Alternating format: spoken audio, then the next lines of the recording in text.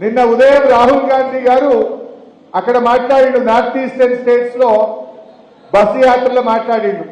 ఈ దేశం ఇద్దరు వ్యక్తుల చేతుల్లో ఉన్నది, అదానీ అంబానీ చేతుల్లో ఈ దేశం ఉన్నది. ఈ రెండు వ్యక్తుల చేతుల్లో 500 కంపెనీలు ఉన్నాయి. అదానీ అవినీతి వెనుక ప్రధాని ఉన్నాడు అని అక్కడనేమో రాహుల్ గాంధీ మాట్లాడతాడు. పొద్దుగాల రాహుల్ గాంధీ అదానీని అవినీతి పరుడు, అదానీ అవినీతి వెనుక ప్రధాని ఉన్నాడని పొద్దుగాల రాహుల్ గాంధీ మాట్లాడితే, పొద్దుకేమో రేవంత్ రెడ్డి పోయి అదానీని అనిపించుకుంటాడు. మరి ఇప్పుడు ఈ రేవంత్ రెడ్డిది కరెక్టా, రాహుల్ గాంధీది కరెక్టా? ఆయననేమో అవినీతి పరుడు అంటాడు, ఈయననేమో అనిపించుకుంటాడు. ఈయన పోయి 12,200 కోట్లకు నేను అగ్రిమెంట్ చేసుకుంటున్నా అని షేక్ హ్యాండ్ ఇచ్చుకుంటాడు. మరి ఇప్పుడు ఇవాళ ఏందనేది మనకు అర్థమైతలేదా?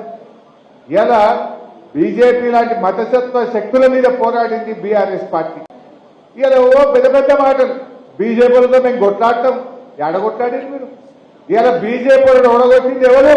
బండి సంజయ్ని ఓడగొట్టింది బీఆర్ఎస్ పార్టీ, అరవింద్ ఓడగొట్టింది బీఆర్ఎస్ పార్టీ, ఆదిలాబాద్ లో బాబురావు ఎంపీని ఓడగొట్టింది బీఆర్ఎస్ పార్టీ, ఈటల రాజేందర్ గారిని ఓడగొట్టింది బీఆర్ఎస్ పార్టీ, రఘునందన్ రావు ఓడగొట్టింది బీఆర్ఎస్ పార్టీ.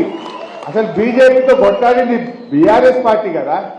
गंदा बात फैलाते जा रहे लोग। कौन हराए बीजेपी को? बीआरएस पार्टी ने हराए।